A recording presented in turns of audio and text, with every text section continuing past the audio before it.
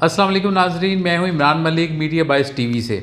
नाज़रीन, आज हम जो शो करने जा रहे हैं वो मेरे पिछले शो की क्या लें रेपिटेशन है। उसमें हमने किया था कि फ़वाद चौधरी जो हैं वो ख़ुदकश हमला किया उन्होंने पीटीआई पे।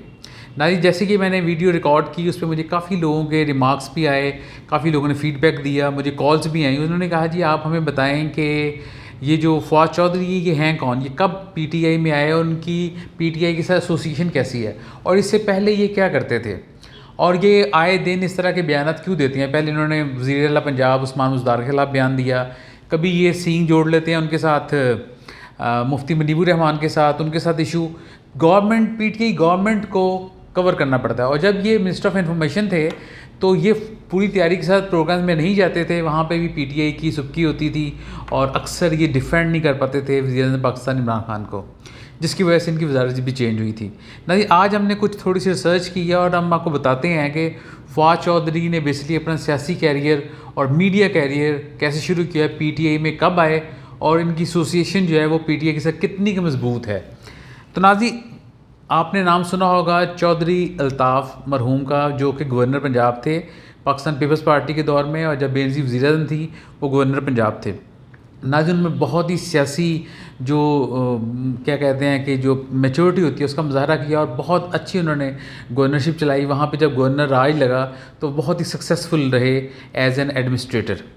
उनकी नाज़ी मशहूरी बहुत ज़्यादा थी। वो और दूसरे चौधरी शहबाज हुसैन की फ़ैमिली के हैं, जो कि मुशर्रफ के करीबी साथी थे और पीएमएलक्यू की गवर्नमेंट में ये मिनिस्टर रहे। ये बेसिकली इनका बिज़नेस था सऊदीया में, तो ज़्यादा सऊदीया में होते थे, तो इनकी काफ़ी फ्रेंडशिप थी मुशर्रफ के साथ। मुशर्रफ दौर में ही मिनिस्टर रहे, तो ये उसी फैमिली के हैं। दीना में ये पैदा हुए और उसके बाद इन्होंने वकालत की। तो ना ये पहला इलेक्शन जो फ़वाद चौधरी लड़ा वो 2002 में लड़ा जेहलम से, और इसमें इन्होंने सिर्फ नाजरीन तकरीबन 161 वोट हासिल किए।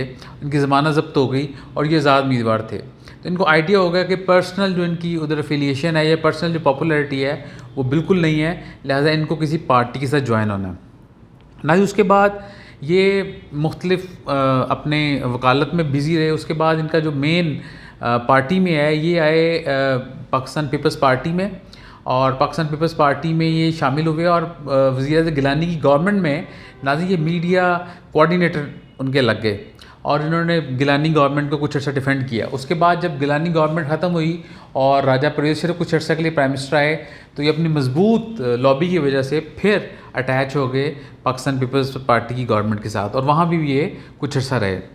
नाज़रीन, इन्होंने इलेक्शन उसके बाद लड़ा पाकिस्तान मुस्लिम लीग क्यू की तरफ से, और पाकिस्तान मुस्लिम लीग क्यू की तरफ से 2013 में। हालांकि इससे पहले ये पाकिस्तान पीपल्स पार्टी में रह चुके थे, क्योंकि ये ऑल पाकिस्तान मुस्लिम लीग जो कि जनरल परवेज़ मुशर्रफ ने बनाई थी, उनके मीडिया स्पोक्स पर्सन भी कुछ अर्सा रहे।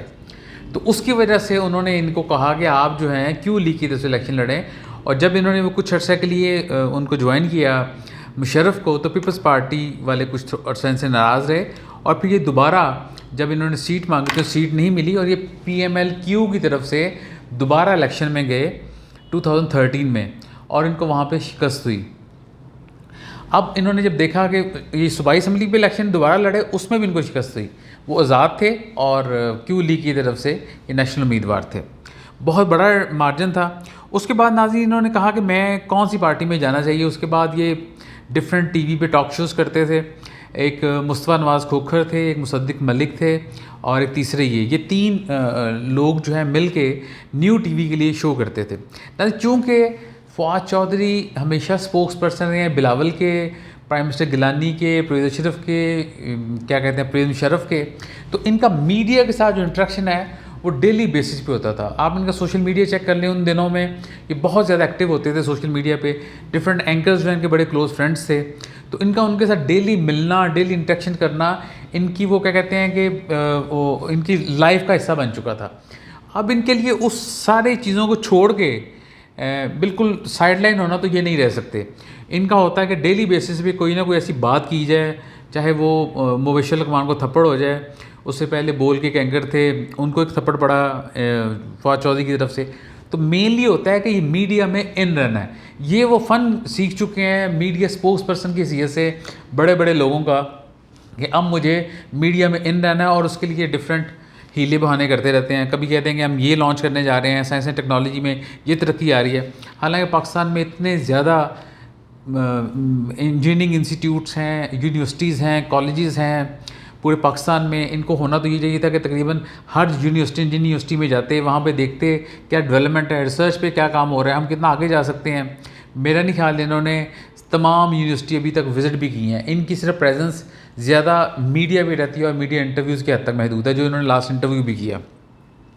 फिर आते हैं नाज़ी कि ये पीटीआई में कब है। पीटीआई में नाज़ी इनकी आमद हुई है 2016 में, क्योंकि एक ज़िमनी इलेक्शन था 2016 में जेहलम में।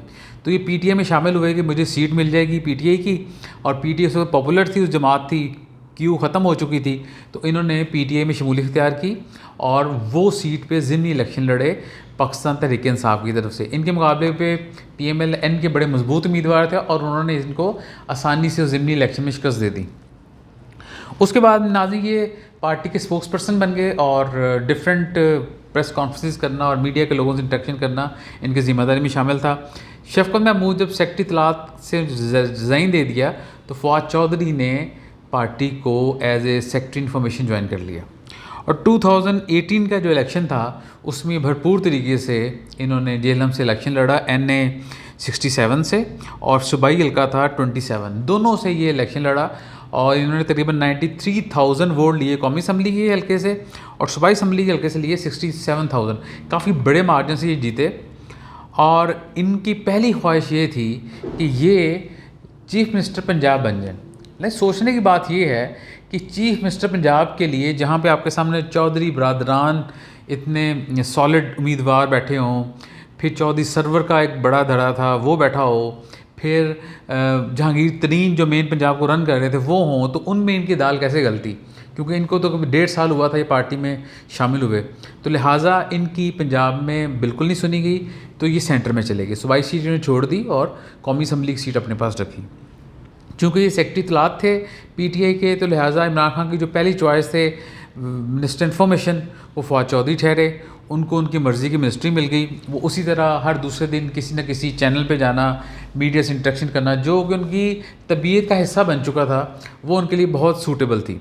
लेकिन हुआ क्या नाज़रीन के आहिस्ता आहिस्ता इन्होंने तैयारी करना, जो टॉक शो में जाने के लिए तैयारी करना होता है, अपने डिफेंड करना गवर्नमेंट को या प्राइम मिनिस्टर पाकिस्तान को, उस पर नाज़रीन थोड़ी लैकिंग आना शुरू हो गई। 1-2 शोज़ ऐसे हुए जिसमें मरियम औरंगज़ेब, जो कि पाकिस्तान मुस्लिम लीग नून की बहुत ही कॉम्पिटेंट इंफॉर्मेशन की सेक्रेटरी हैं, उन्होंने 2-3 दफ़ा इनको प्रोग्राम्स में नॉकआउट किया और वो पूरी दुनिया ने देखा, पूरे पाकिस्तान नहीं बल्कि पूरी दुनिया में देखा कि किस तरह इंफॉर्मेशन मिनिस्टर जो है वो डिफेंड नहीं कर सके गवर्नमेंट को, प्राइम मिनिस्टर पाकिस्तान को। ना ये बात जब प्राइम मिनिस्टर इमरान खान तक पहुंची तो ये तकरीबन 1 साल से भी कम अरसे में ये मिनिस्टर इन्फॉर्मेशन से इनकी छुट्टी हो गई और इनको दे दी गई मिनिस्ट्री साइंस एंड टेक्नोलॉजी। तो नाज़रीन ये इनका टोटल बैकग्राउंड है कि इन्होंने 2016 में ज्वाइन की पीटीआई और इस वक्त हम 2020 में आए, तो इनको तकरीबन 4 साल हो गए हैं पीटीआई को ज्वाइन किए हुए। लेकिन जब इन्होंने 2018 में इलेक्शन लड़ा था उस वक्त इनको तकरीबन 1.5 साल हुआ था। आए भी ये हादसाती तौर पे थे कि जेहलम में ज़िमनी इलेक्शन था, तो इन्होंने इलेक्शन लड़ना था वहाँ पे, तो ये पीटीआई में शमूलियत इख्तियार की ताकि मुझे पीटीआई की सीट मिल जाए, क्योंकि उस हल्के से पीटीआई का कोई सॉलिड उम्मीदवार नहीं था। तो फ़वाद चौधरी जो है अपनी फैमिली बैकग्राउंड की वजह से, चौधरी शहबाज हुसैन और चौधरी अल्ताफ़ की वजह से इनको वहाँ पर वोट मिले। अच्छा नाज़रीन, अब जब ये हमें डिफरेंट इन्फॉर्मेशन मिलती है कि इन्होंने ख़ुद को शमला कर दिया, तो नाज़रीन ये ना आप समझे कि ये रुक जाएंगे, क्योंकि फ़वाद चौधरी जो हैं वो कहीं एक जगह टिकने वाले नहीं हैं। उनकी पार्टी आपने देख ली, क्यों में रहे, पीपल्स पार्टी में रहे, प्रेम मुशर्रफ के साथ रहे, बिलावल भुट्टो के स्पोक्स पर्सन रहे। तो इतना नाज़रीन इन्होंने लोगों के साथ इंटरेक्ट किया हुआ है और फिर सारे मीडिया के साथ इनकी इंटरेक्शन रही हुई है। तो साइंस एंड टेक्नोलॉजी के मिनिस्टर ने ये नहीं रह सकते। इसी तरह आए दिन कोई ना कोई कंट्रोवर्सी क्रिएट होती रहेगी। कुछ पीटीआई के मिनिस्टर्स का कहना है कि इनको रिज़ाइन दे देना चाहिए, लेकिन जब तक वो कह रहे हैं जी मेरे पे इमरान खान की सपोर्ट हासिल है, मैं उस वक्त तक रिज़ाइन नहीं दूंगा और मैं मिनिस्ट्री जारी रखूँगा। लेकिन ये ओवरऑल पीटीआई के इमेज के लिए ये अच्छी बात नहीं है। ठीक है, उन्होंने बातें ऐसी की हैं जिन पे अमल होना चाहिए, लेकिन नाज़रीन ये आप एक हलके में बैठ के बात कर सकते हैं, आप एक पार्टी के मीटिंग में बैठ के बात कर सकते हैं। इसका ये मतलब नहीं है कि पूरी पार्टी को आप लेट डाउन करें और अपना पर्सनल एजेंडा जो है ना उसको आगे लेके चलें। ये एजेंडा अब आगे कैसे चलता है आप भी देखिए, हम भी देखते हैं। तब तक नाज़रीन अपना बहुत ख्याल रखिएगा और कोरोना से बचे रहिए और मास्क का इस्तेमाल ज़रूर करें। देखिए मैंने मास्क रखा हुआ है और हैंड सैनिटाइज़र भी यूज़ करते हैं जब हम शो करते हैं। थैंक्स अ लॉट नाज़रीन, अल्लाह हाफ़िज़।